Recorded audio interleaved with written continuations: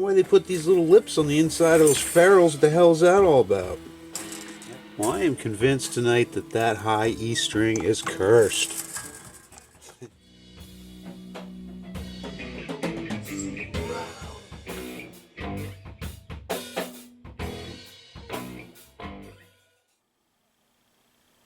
On the bench today is a Jackson V, King V shape. I think this is maybe a 2001 made in India. And let's see. It's got Duncan design pickups. I know those are made in Korea, I believe. And yeah, needs to be gone through. This came to the Guitar Horde a few years back. In fact, I think it kind of started the Guitar Horde. This was a good friend of mine's main player, and he kind of donated it to the studio jam room for anybody to use. And what I remember about this was it's a really good player as far as comfort on the neck and playability, but it's really uncomfortable to get a good way to sit with it, but standing is the only way to do it with a like a metal studded leather strap. So we're gonna go through it.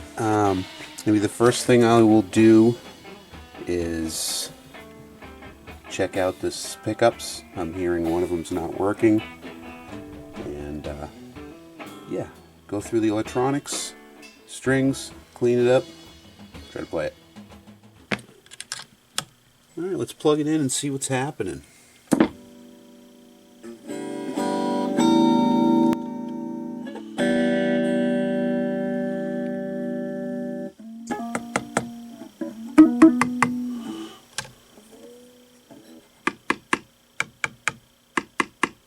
Sounds like it's okay. Oh, there we go. It's dropping out when I turn that all the way up. Alright. So that's something.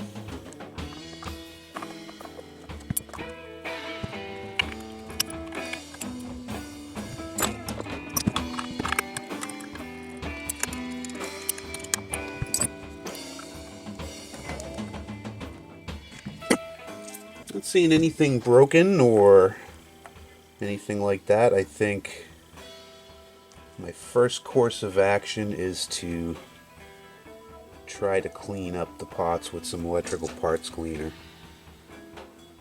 They are a little bit crusty looking.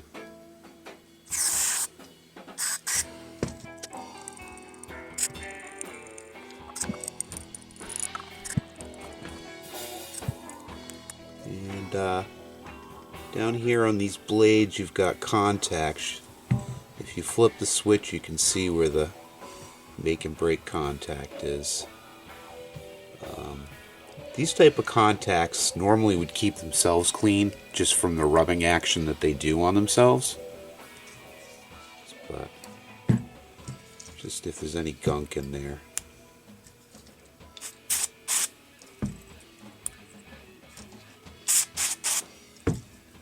Yeah, the connection is actually up here by where the switch is. It's not down where it's soldered in like you would almost think. Connection's happening up here. You go this way, it pushes a blade away from a contact, and then when you come back to the middle, they're both connected to the center contact. Go the other way, it breaks the second one. So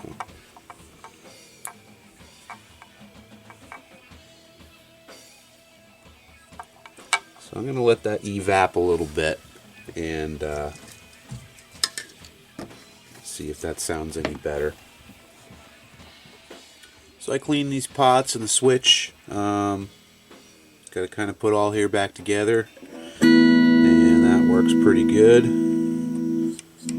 No problems there. That's the neck. That's the bridge. Perfect. No clipping out when it gets to the top. Nice. So, I'm going to take the strings off. I want to do a little tweak on the neck and clean it up.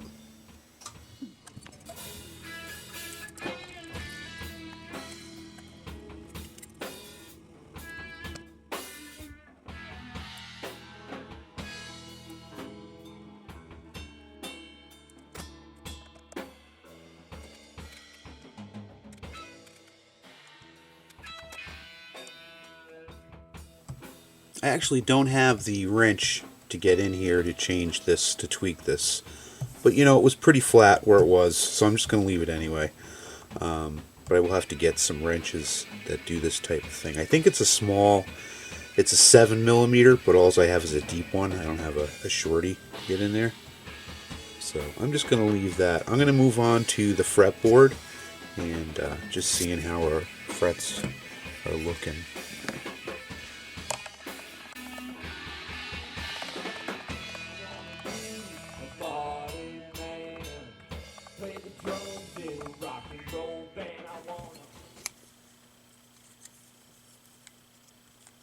There are 3 spots.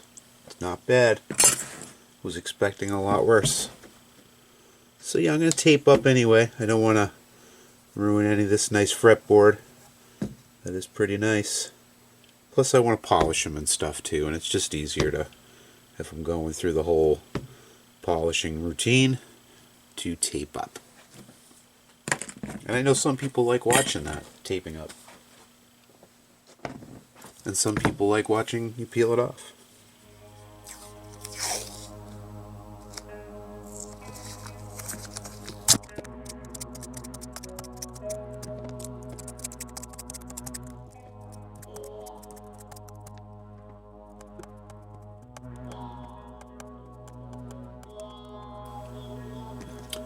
Ran out of the 1/4 inch, so have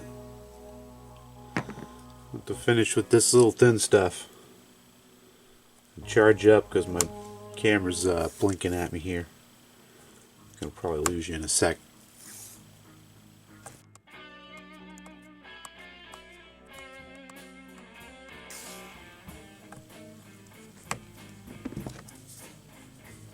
Just kidding. We're getting close though.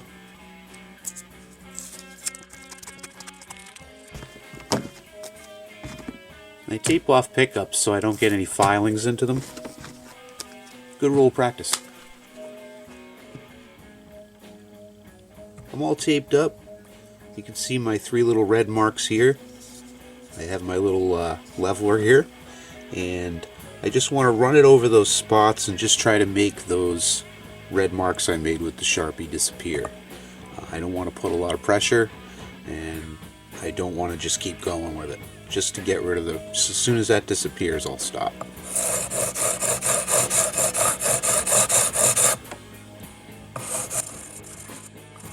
So with that gone, I just want to check them again.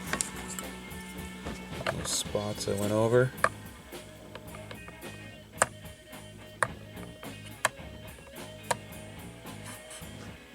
This one is still there. We have down here, we had this one. That's still pretty bad too. Down here we had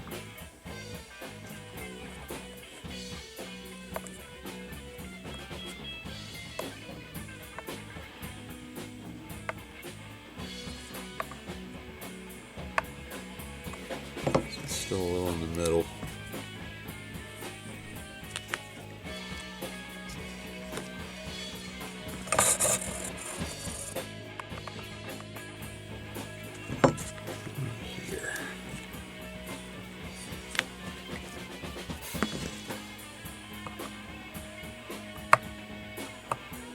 That one there worked itself out. This one here was there.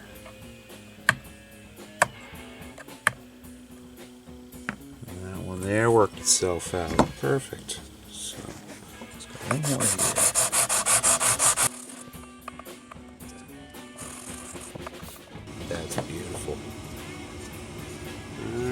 so that was the 400 side. I'm going to switch to the 600 side. Very lightly. Hit them all. Switch to the 1000 side. Even lighter. Let it glide. No pressure. And then my 1200 side, just for kicks. That's about good.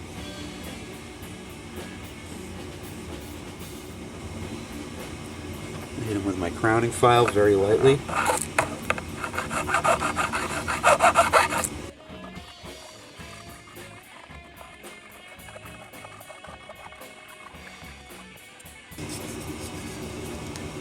After my crowning file, I'm going to hit it with some sandpaper. This is 600. Just take any tooling marks out.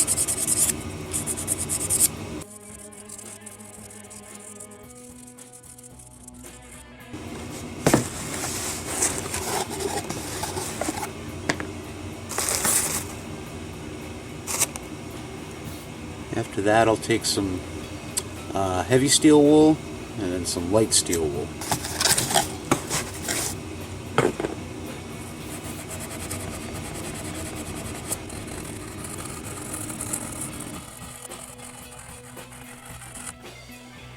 Now you know why I need all that tape.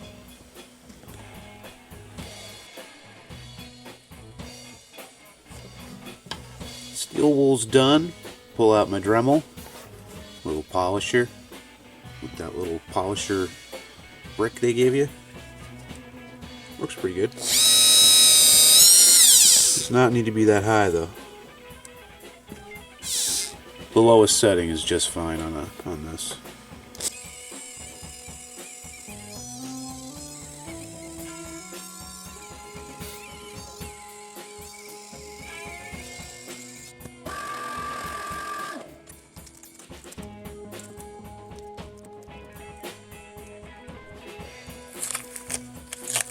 What do you think Joe Jackson's doing today?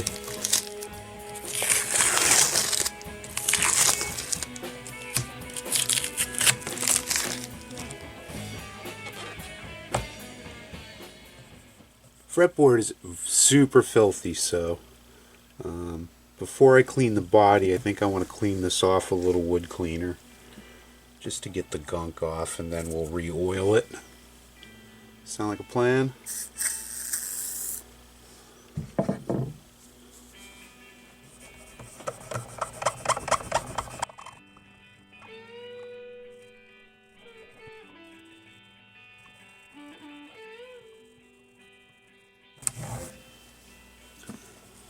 That looks better. There was some black fudge all up there. I wanted to bring you in here and show you this, really the only flaw in the whole thing, except, you know, the tips are getting blown out a little bit, as I'm sure these kind of guitars do. The only really flaw is this split here. It's pretty aggressive. It goes up a good 3 inches there, but it's completely like delaminated from what's under it. And we'll keep an eye on that. If that gets worse, I'll try to repair it, but it's on the underside where you don't see it, and so we're just going to leave it. Get a nice cleaning on it though. But let's get our cover back on, and then I can start wiping this thing down, get all this gunk off of it. Years of dust from hanging on the wall.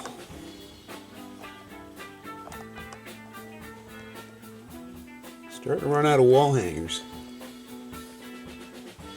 to mess with here. I got a cool Jackson. Like Hucklebuck's gonna let me take that, do something with that.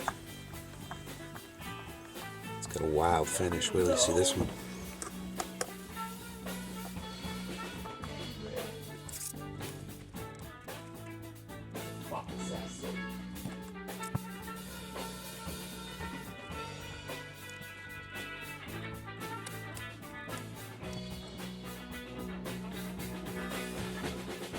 When I install a knob with a screw on it, the kind that screw down, I just try to get it I don't want it dragging on the body because you don't want it to start carving in there. So like a pick's width times the enemy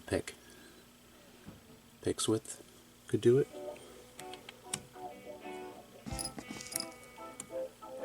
I do a lot of measuring by picks.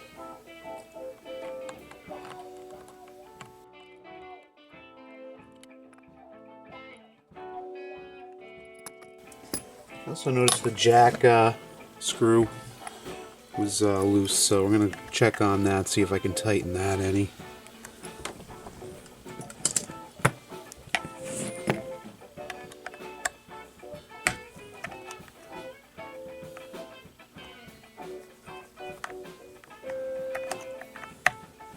These guitars, the V's are as cumbersome to work on as they are to sit down and play with. I do think this is a great spot though for a jack on a V, because if somebody tried to put one down here, I mean, it would just be hitting your leg, it'd be in the way. This isn't bad, but sometimes, you know, it's fun to kind of hold. Some people hold the V kind of between their leg, their thigh, you know, while they're sitting down playing. But you can't do that if you're plugging in right here. If you're just playing it unplugged, you're fine, but other than that, it's a stand-up guitar, right? These screws are longer than the Titanic here.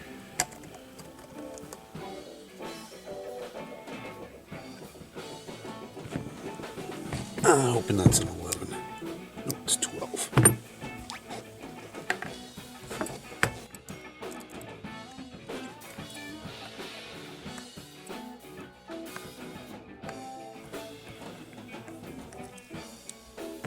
Little red comes through again. I tell you what, fellas, I'm going to have arthritis after some of these guitars.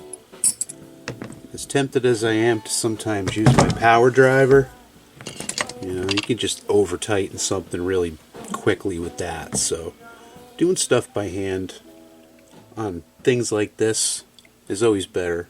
You get a feel of where the screw's going.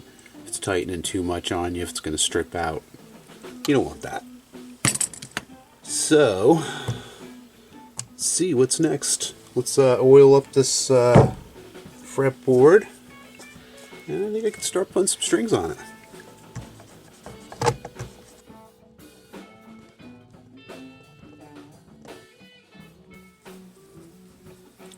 I oiled up the saddle a little bit, just so that they slide a little better. I'm doing the intonation. Goes on this way with the screws facing that way. And I kind of set up the saddles about where I think the intonation is going to be. And we'll see how close I am. Put 10s on it. GHS boomers.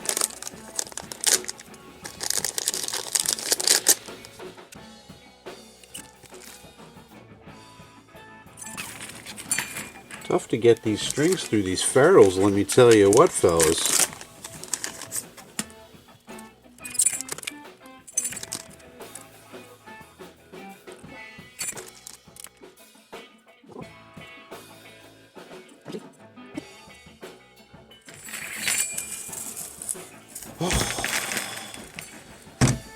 That was frustrating. I might need a drink. And why they put these little lips on the inside of those ferrules, what the hell is that all about? Alright.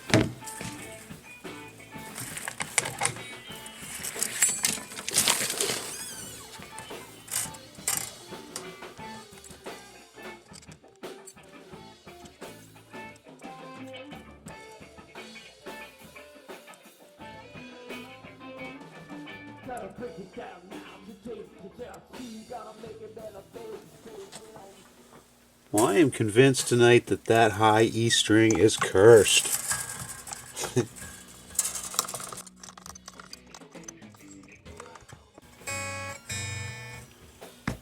being that it's a King V, I'm almost tempted to leave the strings all willy-nilly up there.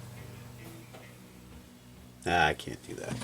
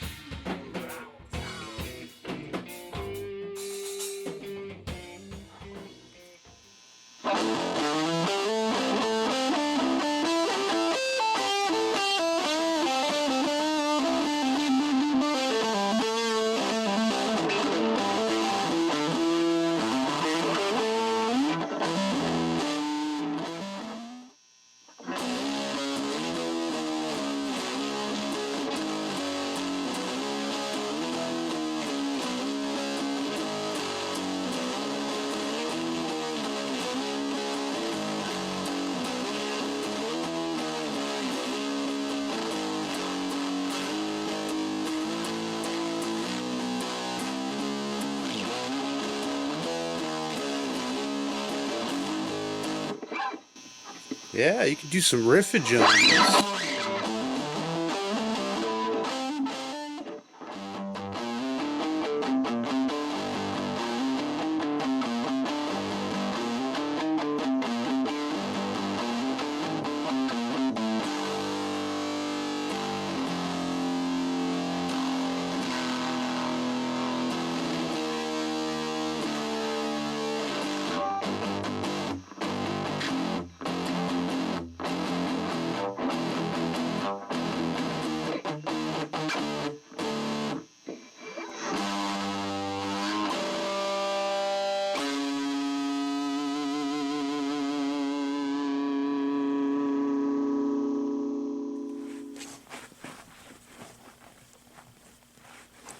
Alright, so this here has been a late 90s, early 2000s India or Taiwan King V. Plays really great. Very comfortable. When you're going through here, through the fretboard, it's very nice. Very quick.